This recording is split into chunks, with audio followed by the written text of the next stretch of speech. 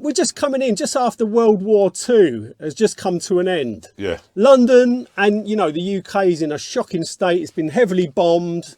You know, it must have been quite a lot of depression and clothing was rationed. Rations, yeah. You know, what would have been the style of clothing just after World War II? It couldn't have been much about. No, you know, it could get quite violent as Very well. violent. You know, there was a lot of, you know, flick knives, razor type knives. And also I read stories as well where they put a handkerchief around their knuckles with coins in and use that as like a knuckle duster. Yeah, it was very violent. I think it was in that court case that one of the witnesses said, so what was the victim or what was the attackers wearing? And she said, oh, you know, like that Teddy Boy look. But in them days, it was that sort of it was escapism really, to wear something bright and flash was getting out your overalls or out your work clothes, and that was again, it was peacock. Now this is when you get into the soul boy, I think, the sort of mid-70s soul boy. So again, distinct northern soul, it seems quite obvious now, but at the time, no one really knew what was going on up there because it's in Wigan and no one down here didn't really know what was going on.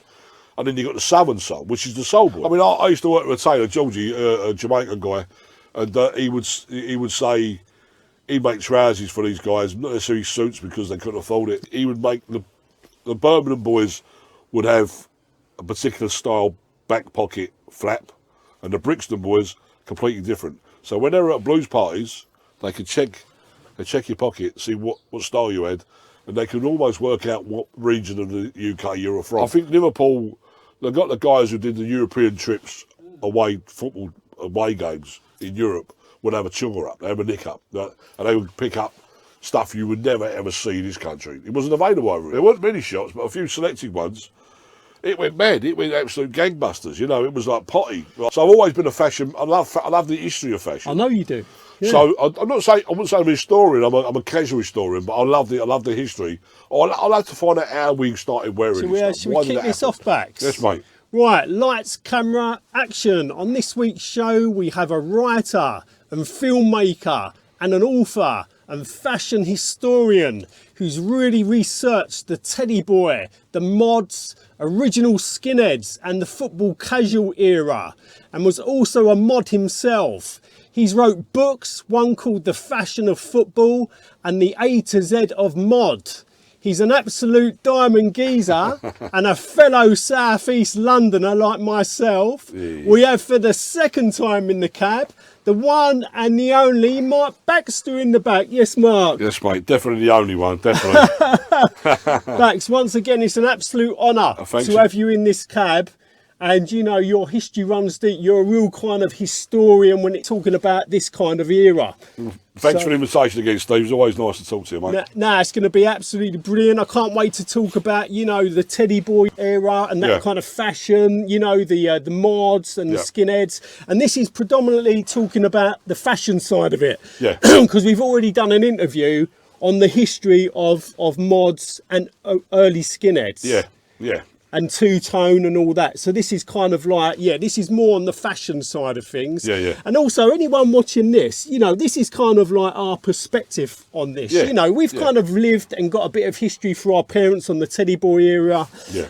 The mod era as well, but you know, we did live through them kind of football casual times, and it's more a sort of stories that have been handed down in the early stuff, and then obviously we lived a little bit of it ourselves, didn't we? Exactly, running with the crowd and all that. So yeah, it's a personal perspective on, you know, a few of these cults, really. Exactly. So if anyone wants to leave a comment below on how you kind of see it as well, then you know, feel free and respectful to leave your comment.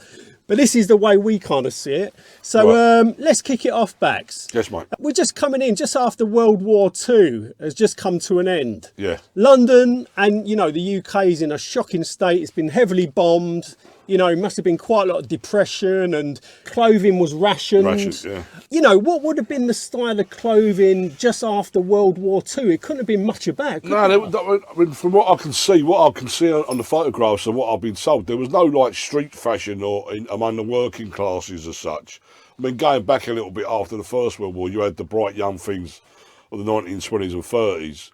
But they, obviously after the devastation of the First World War, they went a bit mad and got, you know, very hedonistic, but they had money. They had money to wear nice Savile suits and the whatever latest fashions there were. But the working class guys mainly were basically dressed like your dad. I reckon a lot of the clothing would have been handed down from your father, and especially after the Second World War, as you say, you rightly say, there was a devastated economy was knackered, all the infrastructure was knackered. There was no money about. Everything was rationing, and still the rationing went on for quite a while. But there was always, obviously, coming out of the war. For me, you can see that these younger guys in their 15, 16, thinking, we got to have something here. We got to do something here, because they've just gone through all this crap for the last 6 years, 5, 6 years. So there was a movement in Paris around the sort of the new look of it all. Was that the Christian Dior? Yeah, there was a new look thing, mainly for women, but there was a take on it over here. So so the Christian Dior new look come in. Yeah, so I think that kind of new look, the Christian Dior thing, I think that was around 1947. Yeah, so just after the war. Yeah. Again, I think it's people climbing out of the war. But again, as you said, the clothing and the fabric was rationed. So to get things made or copy those fashions would be quite expensive, probably impossible. But what they were doing that night, there was a movement from Savile Row to do an Edwardian look, and I think that it was in the newspapers quite a lot. And the youth, the young guys, 17, 18, saw that, and that, like we've always done in this country, you adopt a look, but you adapt it. And they would have gone down there to Taylor and said, eventually, look, I like this look, but I don't like that. I want it longer in the body. I want a velvet collar. I want extra couple of buttons on it. I want shorter trousers, whatever they would have wanted. And they adapt that look and they make it their own look. And over the course of time, I mean, none of this thing was in the media spotlight. It was all underground and just organically being done on the street, really. Well, I read a really interesting article that basically, like, in the early 50s, just after obviously World War II, we're coming into the Teddy Boy era. I read the article that to kickstart fashion, there was tailors on Jermyn Street and around the Savile Row area. They started making these Edwardian style suits, which they were hoping to sell to the young officers who were going to get demobbed. Yeah. But basically that look, the Edwardian look, didn't take off. So what happened was those tailors in those areas sold the suits cheap to like menswear clothes shops around South East London and East London as well, sold them off cheap. Yeah. And what it was, when they put them suits in the window of the shops, the young youth were walking past and thought, yeah, I like the look of that. And they started wearing these Edwardian jackets, and then it kicked off from there. So that's what I'm saying. That makes perfect sense, and that's what I'm saying about organic, because they start off trying to do one thing with it, and it doesn't work for whatever reason. It doesn't work, so they get rid, and then obviously the younger ones come through, and then they adopt it. First of all, take the suit, or say to the guy, put a velvet collar on that, change it a little bit, just to give it a bit of a look, their own look on it, own stamp on it, and then obviously, like everything else, there's a bit of one-upmanship, like you got green velvet, I'm going red velvet, like whatever it might be. East London, South London, Elephant and Castle in particular, was a real hotbed for the Teddy Boy. And my dad was Camberwell, which is about a mile away. Elephant and Castle was big. My dad was telling me stories. I mean, it could get quite violent as Very well. Violent. There was a lot of, flick knives, razors type knives. And also I read stories as well where they put a handkerchief around their knuckles with coins in and use that as like a knuckle duster. Yeah, it was very violent. It was, if you mixed, it was basically, it's gangs, like under a different name or whatever you want to call it. But at the time, there'd be Teddy Boy gangs. Very territorial. It's the same as it. It's never changed, really, has it? You know what I mean? If you look at it, nothing's really ever changed. And if you strayed in the East End from the South or vice versa, there's a good chance you could be wearing something that's going to make you noticeable as not being from that manner. And that's where you've got to be really careful. I mean, there's identifiable looks that's not part of what we are. Where's that from? And then they noise you up a little bit, go and find out and then it could go off. And there were the guys, I remember a guy got murdered. I read that in one of the books. Guy got murdered at Clapham Common, I think he was. So it was very violent, and then they were known as the Edwardian look or the Edwardian boys, and then gradually got shortened to Teddy Boy. Well, that's right. Well, I also read as well, I don't know how true this is. Once again, anyone watching, please let us know. But there's also called the Kosh Boys. Yeah. And then it was the Daily Express that put a headline in one of their newspapers and shortened it to, obviously, Edward, short for Edward is Teddy. Yeah. And that's where the term Teddy or boys, Ted comes from. Yeah. I think it was that court case that one of the witnesses said, so what was the victim or what was the attacker's wearing? And she said, oh, you know, like that Teddy boy look. And it was at the first time, because it was quite a big story at the time, because obviously a guy got murdered over what he was wearing, pretty much, or what he was saying. And that was quite unusual in the early mid-50s to just over street fashion, if you like to think about it, cutting it back a little bit. Big story. So it appeared in the papers that she said, oh, he was one of those Teddy boys, and that was it. It sort of, because then days there was no social media. It was like everyone read a paper. That's right. So there was no Instagram or... No, so the influence of that paper was massive. And that headline would be enormous. Millions of people would read that, and then it would seep into the consciousness. And then they become feared. They become generally feared on the streets. If you run into a group of Teddy boys, people go like, oh no, don't fancy too much of that. And that would always, obviously, that goes on an extra mile when other looks later on we'll come to. But you can imagine gangs of them guys walking around and strutting about a little bit. They were quite menacing, really. But also, you know, it was a very hard era for them. You know, I mean, they've probably lost, some of them have lost their parents during the war. Yeah. London's like literally been freshly bombed. Yeah. You know, some of them little kids, them youth, are probably going to work at the age of like, I don't know, 13 or 14 in factories. Yeah. You know, they're hard-working kids, and you know, it was a hard life, wasn't it, Bax? Well, they were living for the weekend as well, weren't they? Like we always done, but they really were. That film Saturday Night, Sunday Morning, I've never seen that. But that's sort of late 50s. But you know, all week working in some epoxy factory making epoxy stuff, and then all of a sudden the weekend you put your best whistle on, fresh shirt, and off you go. 10 pints later, probably having a punch up. Nothing's really changed, to be totally honest. But it was, in them days, it was that sort of it was escapism, really, to wear something bright and flash. Was getting out your overalls or out your work clothes, and that was, again, it was peacock. You went peacocking, you dressed up and you got out there. And they had a tough time. Everyone's had a tough time. Everyone's been in a war, you know, the Blitz and all that. And the recovery of that, I mean, I can't even imagine how hard that was for everybody, really, especially working class people. Because there was no support system as such to climb out of it. And it was rationing still. And rationing quite a few years later was still going, wasn't it? You know, they were trying to climb out of a terrible situation. And I think that in some ways, that always brings a bit of a style into things, because people think, I'm fed up wearing the same old, I'm going to do that. And then it might last 3 months, but I don't care, I'm going to do it. And I feel great for 3 months, fair enough. And then, obviously, it went on and become quite a big story. And I think, like, the second generation of Teds, I think, like, in the 60s, wore kind of, like, brighter jackets. I'm pretty sure, like, Elephant and Castle mods would wear, like, a sky blue Edwardian-style jacket. I mean, again, everything evolves, doesn't it? I mean, obviously, after a while, the colours would, the suit colours, like black or grey or navy, started getting brighter because the colours of the material and all that were beginning to come through. Exactly, there's more material available. And then, as I said earlier about one-upmanship, you know, like one guy's got a navy jacket, and they go, well, I'll get a brighter one than navy, I'll slightly a lighter blue, and then a red, and you know. But I mean, after the 50s, it went up. 60s, 70s, it went a bit shwaddy-waddy, didn't it? I must be honest.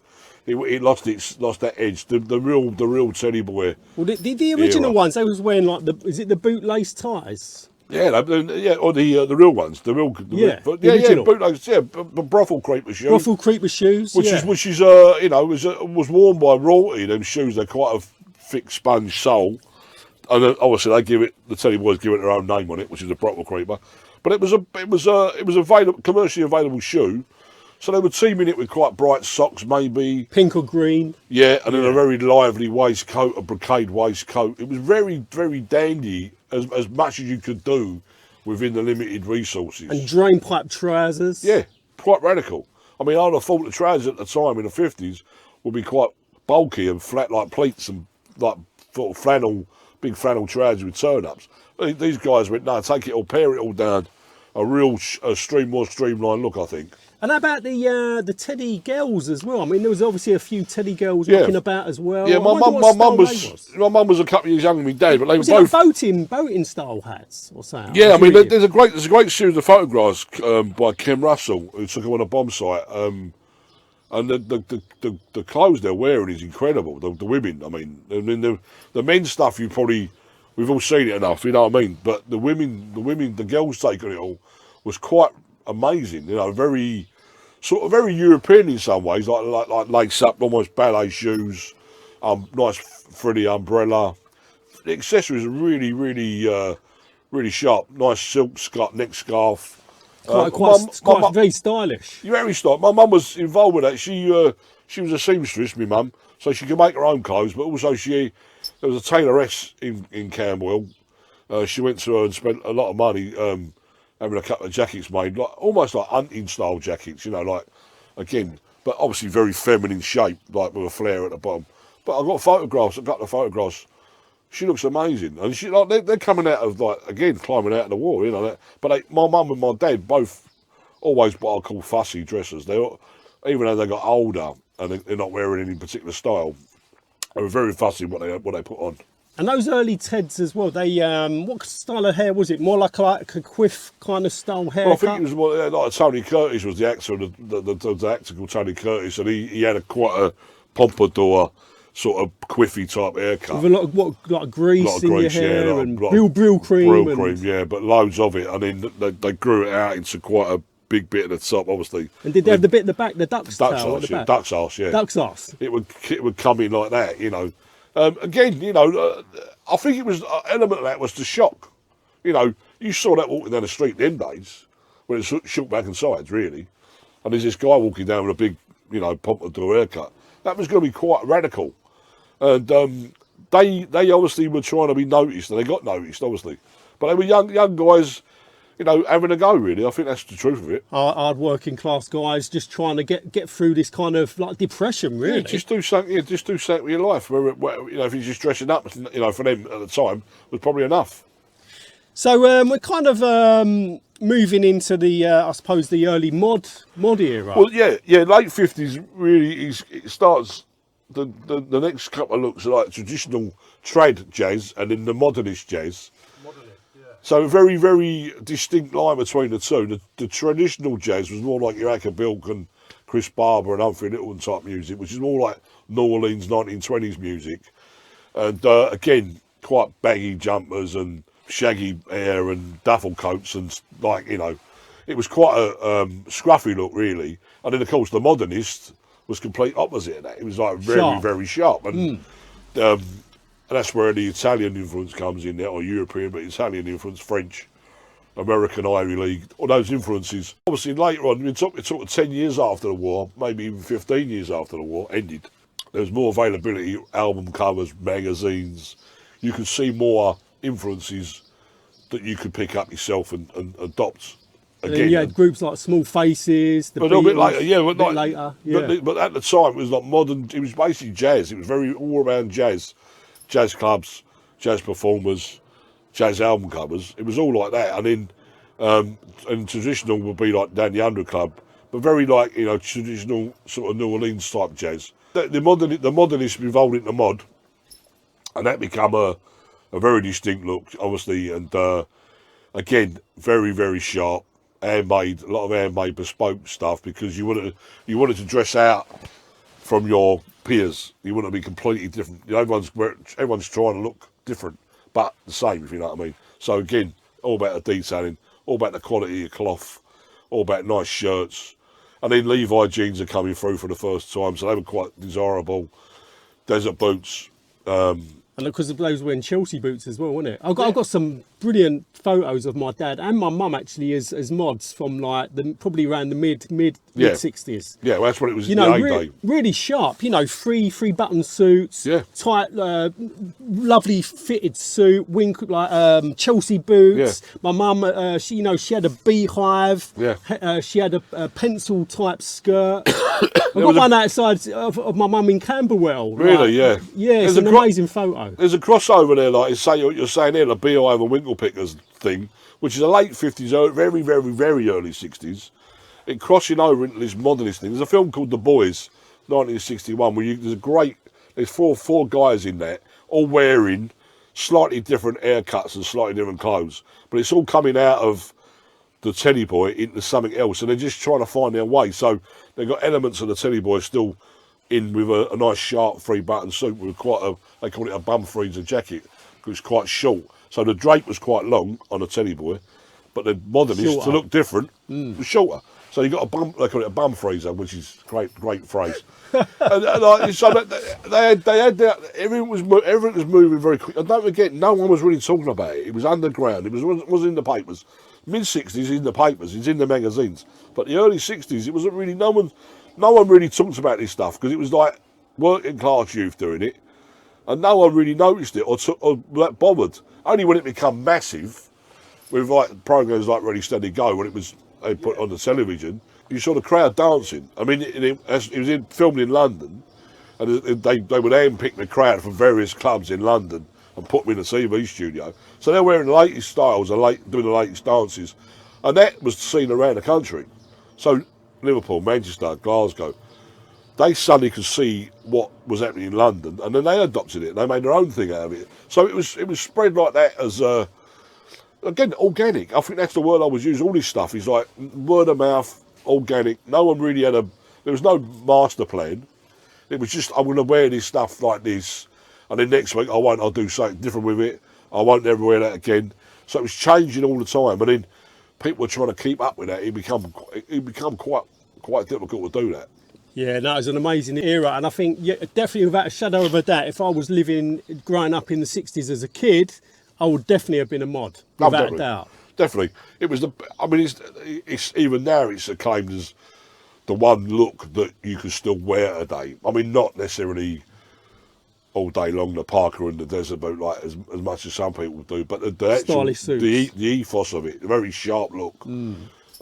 Handkerchief or... Yeah, it's never really gone away. It's quite... The cravat around the neck. I mean, Paul Weller, he looks amazing. Yeah, I mean, Paul's obviously held up as the mod father by the media, but really, I mean, he set the tone for a lot of us young Herberts when we were younger kids. And then, obviously, I think it's gone, I think, with the older chap, now, if you're in your late 50s, 60, you're sort of more wearing a modernist look, which like pre all the small face and the Who, which is quite dandy.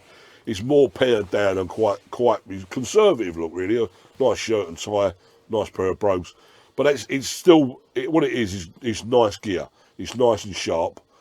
So that's the one you can wear now from those days. When I think of it, it's like we were younger, we were out all the time, we were doing the same thing. Nothing's really changed. It's just different times and different eras and different looks, really. It just evolves, yeah. Yeah. I mean, just after, obviously, at the same time as the mods as well, you also had the rockers. Yeah. So the rockers was another look as well. So can you tell me? I don't really know much about the rockers kind of. Yeah. I mean, was it biker jackets? Yeah. Obviously, big leather boots. A lot of old RAF coats that left over from the war. Good quality leather coats. Army surplus stores. A lot of them didn't wear crash helmets. Didn't have to. I don't know when it come law, but in the 50s didn't have to wear. And they were like they call them the ton-up boys. The idea being bombing down the North Circle or whatever. Yeah. You know, Ace Cafe. You know, basically 100 mile an hour, get 100 mile on your bike. The ton-up boys, and it was basically a complete distinct look from the mods. You know, little scooters. Or air dryers, as the rockers would call them. So you've got this great big Triumph motorbikes and this little Vespa or Lambretta. So completely different, but around at the same time. Again, but they look stylish as well. Yeah, I mean, it's a look, isn't it? I mean, look, yeah. and again, where that come from is, you know, that's another sort of, there was a Hell's Angels movement in the States around the same sort of time. Again, and the Outlaws and all that. Yeah. Obviously the film, like The Wild Ones, with Lee Marvin and Marlon Brando, a particular look. Again, it got adopted and adapted by the British youth, different to what they did. Because they had different availability to different clothing. It wasn't be able to wear what they were wearing. We can wear this. So similar sort of style, you know. Very similar style, but yeah, that's another incredible era. Going like after the mods and the rocker kind of era, we're sort of going into like the early kind of skinhead, skinhead era. The younger, the mod, the original mod, their younger brother or family member would be slightly, they call it hard mod. It would be a bit of a harder look. So it would be shorter hair. And of course, coming through at that sort of time, mid to late 60s, real influx of black music. So ska, blue beat, and they had that Jamaican rude boy look. Yeah. Which is very, again, sharp parting, trousers quite high. And also we was getting the, obviously with the Windrush generation, we was getting the guys coming over from Caribbean, Jamaica, and those massive countries, influence, massive. You know, bringing their style in as well. Yeah, absolutely massive influence, and it, again, a slow burn into. It takes the time to get into to seep into what everyone's doing. But then the hard mod become what they would call peanuts, and they'd done a strange little selection of names because it was just really short hair. Cropped hair. And to have cropped hair again, you're talking late 60s when it's quite hairy and flary, going a bit hippie. So a complete number 1 or 2, again, radical. It's quite radical, yeah. Very radical. And then they, obviously, it would mark you out on the street. Your police would be after you, rivals would be after you, school would be after you. Because why? Because you might be seen as looking at as a bit of a rival. Yeah, because again, the reputation of what they were, I mean, a lot of them would wear it as a fashion, but a lot of them guys were getting involved with rucks and fighting, and then gradually, even at football. The football violence was starting to creep in the late 60s. And skinheads had quite a place in that, Chelsea, etc., West Ham. And then the skinheads would be around that. So that, again, it's the media would then get hold of it and start doing what they always do. They start, not always necessarily reporting the truth. They go, this is what they all are. And they all weren't like that, but a lot of them were. And then it just gradually got more and more, reputation become more and more about quite a tough reputation. And in terms of what they're wearing as well, was they wearing a lot of like Harrington style jackets, bomber jackets, high waisted straight leg jeans, stay pressed trousers? Basically a tonic suit. Again, a mod style suit, really, 3 button, but in the tonic. It was very much copying the rude boy, the Jamaican rude boy, or West Indian rude boy. That look. So again, brogues, loafers, red socks, even braces, like guys wearing braces. Again, it's almost like a throwback to like an old look, an old man's look, in big old cardigans on, like an old man style look. Like it's to be complete, almost anti-fashion.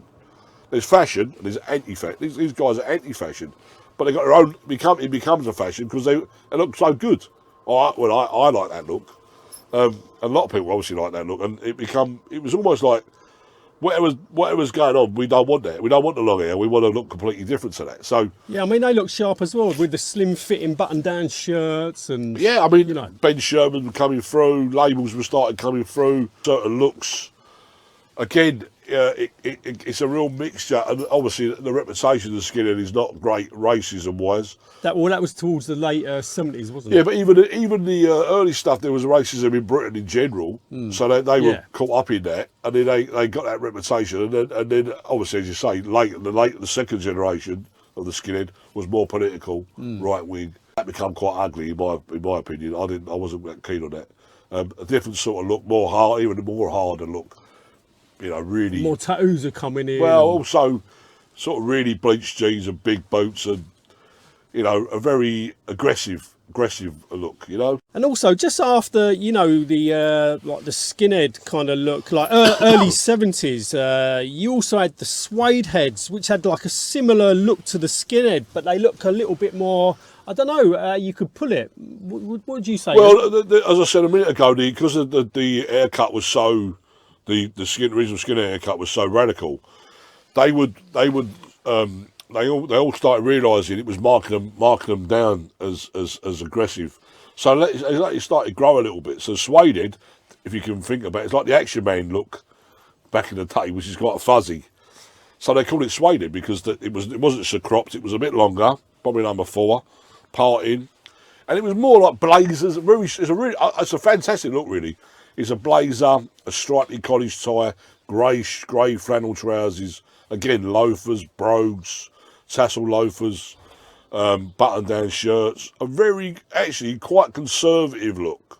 Whereas the original skinhead was quite a fairly aggressive, radical sort of look, big boots and high-waisted trousers because of the braces. They relaxed it a little bit. They was more coming in with the brogues and the loafers. Yeah, and in some ways they could pass as fairly normal working people. But again, the detail within what they were wearing, so the blazer would have brass buttons and a badge on the lapel. It could be an old military badge or a football team. It would be like something like that. So it would be like it would move. It slightly confusing people. And the music again was still the blue beat, but it was also lots of the soul music was coming through. Chairman LeBald, Freda Payne, those sort of great old late 60s, early 70s tracks. So the soul music was coming through. So basically black music in general, really. That's what they were into. They weren't really into pop music as such. And again, I think a lot of what I've come out of, the mod thing, but the skinhead suede appreciation of that is to do with the music. I grew up with uncles who were mods, first generation mods. My dad was more a Teddy boy, but he would listen to Little Richard. So the music would be, in the house would be completely, black orientated, really to a point, with a mixture of easy listening, Sinatra, Nat King Cole.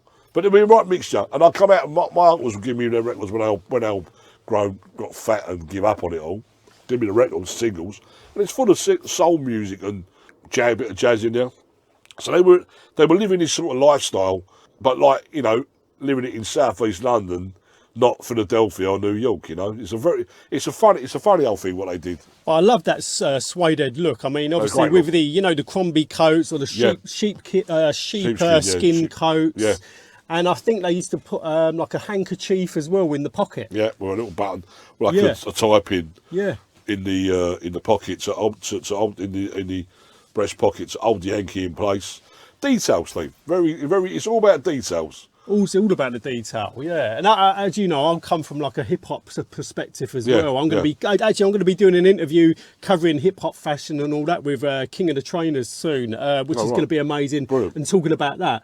But it's great to talk to you, Bax, because we're going up to the kind of like the mid 80s. We're going that way, aren't we? We're going that way. But yeah, basically, like in the late 70s and the early 80s as well, you had like the new romantics, and you also had like the punks as well. Well, just before that, I mean, like out of suede, it went a bit glam, in general. Mark Bolan, Bowie, Slade, but like psychedelic. Well, more glam, more blokes in makeup, and like if you watch Bowie, like quite very feminine look and androgynous. Really, you couldn't really tell if they were male or female. And that's what they were doing it for.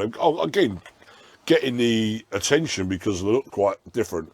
But the geezers, the working class geezer, some would wear that, but I wouldn't recommend wearing makeup down the Old Kent Road. That would be quite difficult for you to do. But like they soften it. Now this is really getting to the soul boy, I think, the sort of mid-70s soul boy. So again, distinct northern soul, it seems quite obvious now, but at the time no one really knew what was going on up there because it's in Wigan and no one down here didn't really know what was going on. And then you got the southern soul, which is the soul boy. So it was again quite distinct, and the music was different as well. It was quite a different sort of music, So the soul boy down here will be like peg trousers and jelly shoes and that sort of the gold mine, the lacy lady down Canvey Island, them places, Southend. And then the northern soul, the Wigan Casino and the clubs like in Stoke and that. Braces, tank tops, big wide trousers, peg trousers, high-waisted trousers, big flares. Ben Sherman shirts. They would wear. Yeah, again, it's the stuff that's left over from the skinhead suede, then being put together with other stuff that's big, like big flary trousers. When they've done their spins, the trousers would go out. So they was comfortable as well. Yeah, I mean, the Wigan Casino, and obviously now we know was one of the biggest clubs in the world. And the membership was ridiculous. It was like thousands and thousands of people. Again, or off their tits and fucking, you know, bits and pieces to keep them going through the night. Because they would start at midnight, probably come out of the pub half 10, 11 o'clock, come out of the pub, bosh, 5 to get in and danced all night till 6 in the morning. I mean, that's a radical life again, because you've been cooped up in a factory or you're living for the weekend. It's just the same thing. And in the south was pretty much the same. You know, you go to these clubs that are not necessarily in London, to go out. They would follow DJs, really. The DJ would be quite well known, like Froggy and them guys. They would be well known. They would go and follow them to where they're playing. So that movement was starting to come into it. Whereas before, you probably stay local, your local people, local clubs. You say, no, this guy's got a great collection. I'm going to follow him. He'll be playing tunes I haven't heard him anywhere else. And they were quite protected. The DJs were quite protected of that in the north and down the south. They would be quite protective of what their collection. And then you could only hear those records, really. Again, we're talking pre-Spotify here. So you could only hear their records, but the guy played it, really, to be honest. And then they were the best at that collection.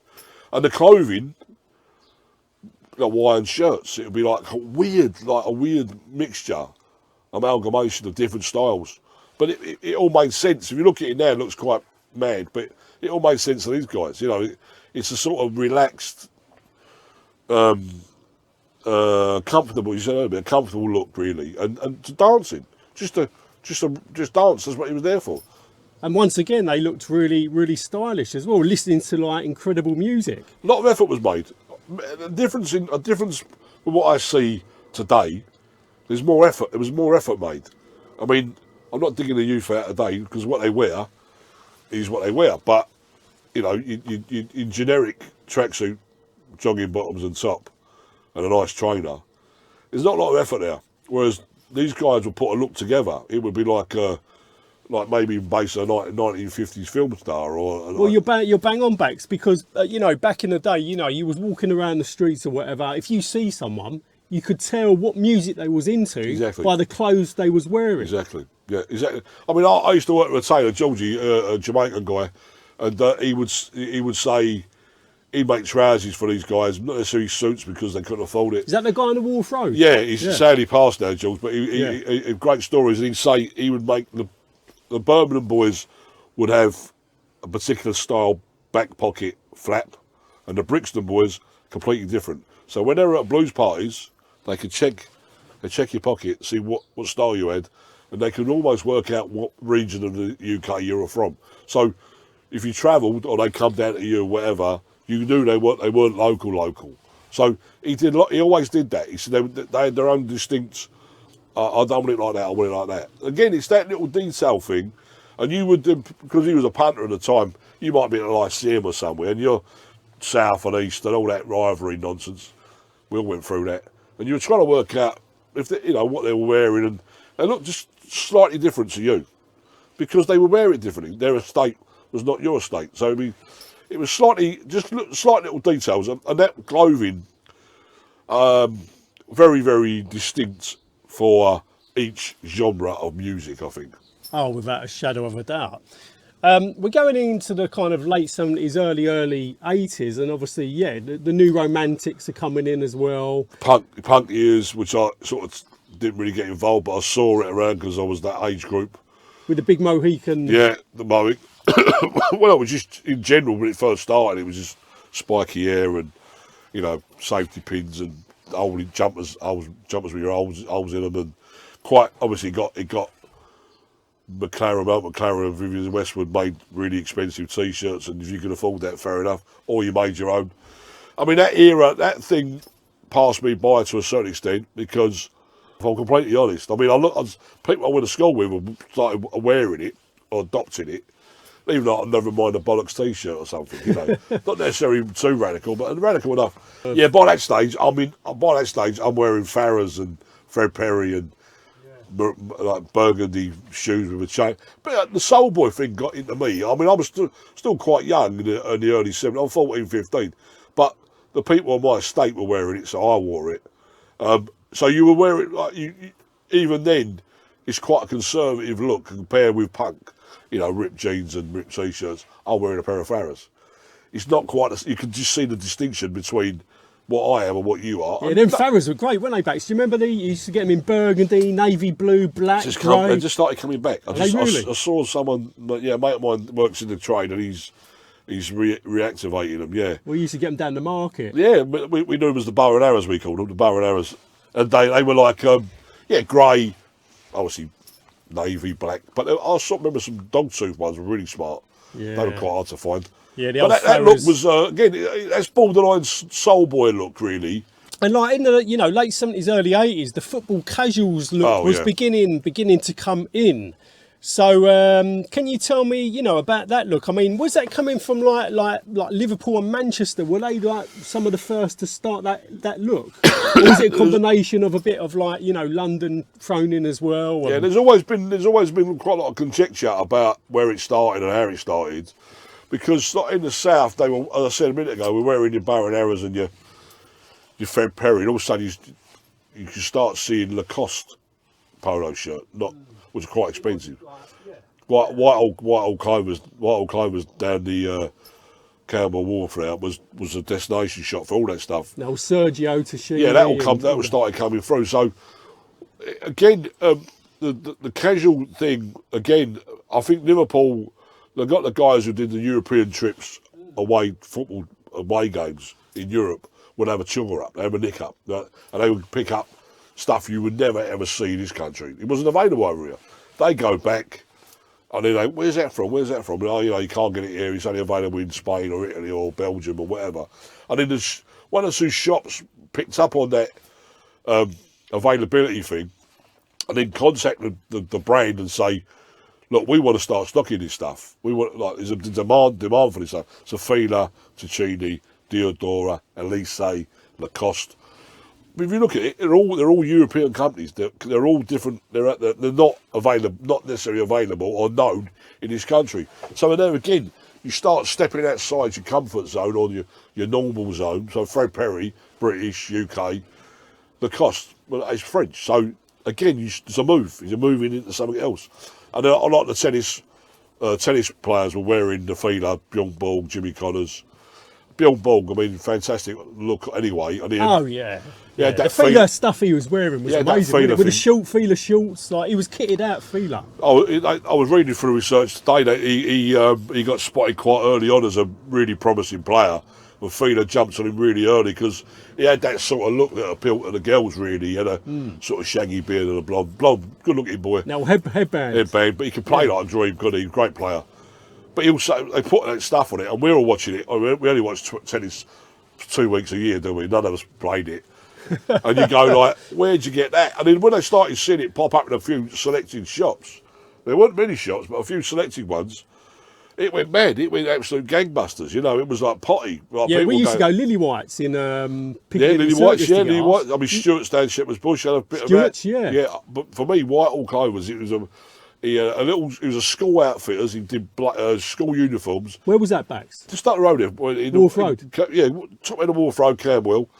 And I interviewed Will, the governor, when I did the Fashion of Football, and he came out with the greatest lines ever heard. He went, "That Bjorn Ball broke my heart." So I said, "Why was that?" He said, "When he packed up playing, he packed up really young. He packed up in his mid-20s. He packed up. The sales just dropped because while he was still active, everyone's buying it and thinking, oh, great, because Fila would bring in new styles each year. The minute he packed up, it dropped. And that's the same with anything, and how many brands that come out of that, like Lois Jeans, and Adidas. I mean, start the trainer thing as well. The Nike trainers, red flash, blue flash.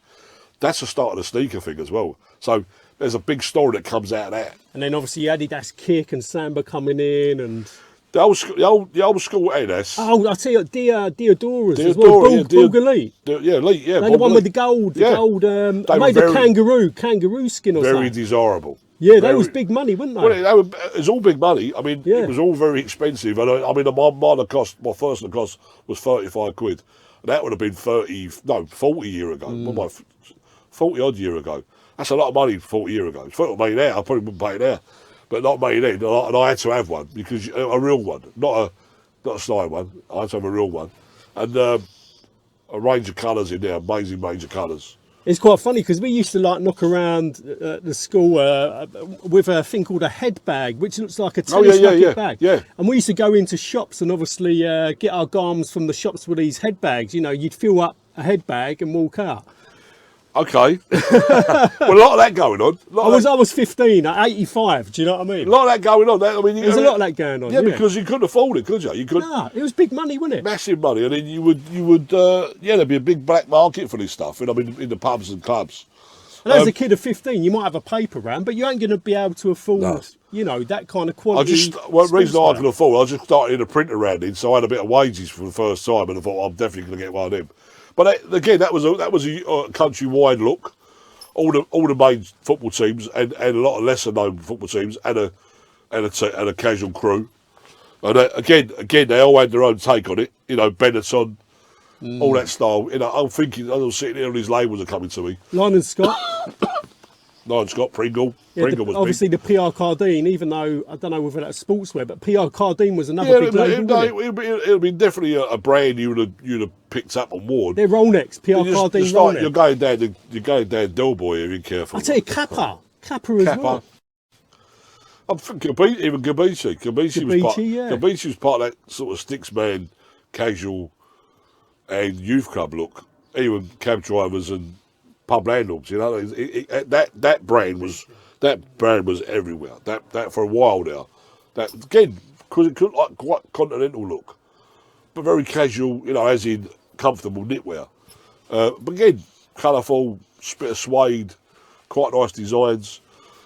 And as you just said there, Bax, it was a very kind of comfortable, kind of stylish kind of look as well, wasn't it? It was like sportswear, so it was made to be comfortable. Yeah, I mean, I think the name of the clues there, the casual look. I think it's what it is. It's like you're taking out elements of you're dressing up. You're not really dressing up. You know, you're dressing up, but a different style of dressing up. You're not shirt and tie and a blazer. But you're dressed up, but in sportswear, which is for the first time I think people have ever done that. And it was colourful as well, wasn't it? I mean, like, you know, nice jeans, Diodora, and a nice Sergio Tacchini on a Fila tracksuit top. It's a lot of money. I mean, a lot of taxing going on. A lot of people getting their stuff nicked because you know, I want that, and a lot of that going on. But and cords as well. Remember cords? Jumbo cords, yeah. Lois Cords, wasn't it? Lois, Spanish company. Again, I'm saying a lot of this stuff is European. And do you remember at the bottom of your cords, you'd like put a little cut, and then you dangle the obviously the bottom of the cord trouser over the top of your trainer. You cut. And of course, Kickers. I mean, Kickers was a big brand. I mean, they were very again colourful. Yeah, you'd have to tag on.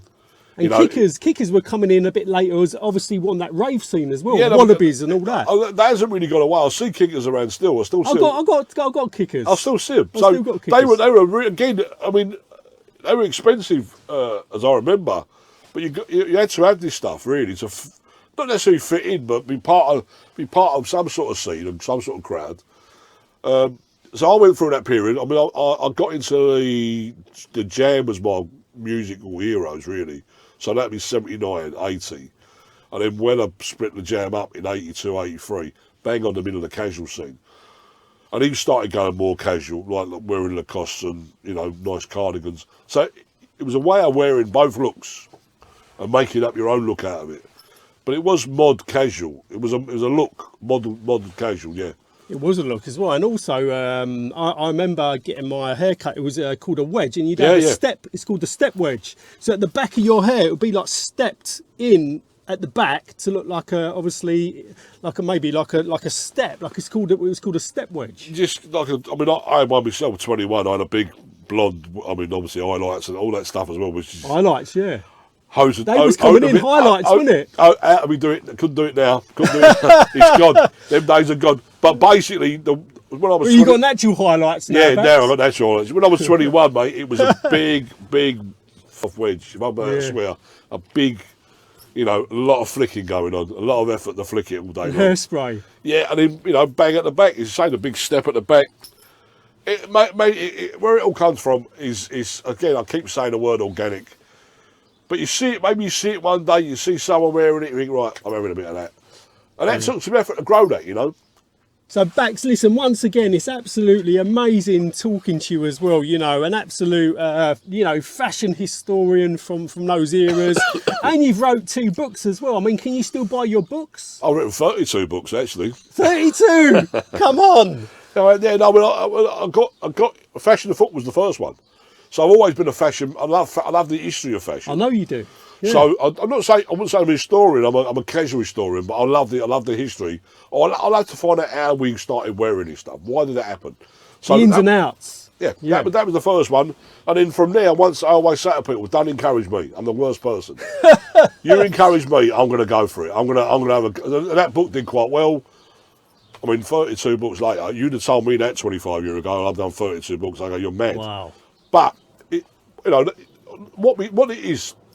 what we spoke about today isn't research, it's living it. We lived and breathed it. We lived it. So 100%. basically, you don't realise it at the time. You have no idea at the time because you're just living it. And then someone says to you in a pub 10, 20 years later, do you remember them? Oh, yeah, I found out about them. No.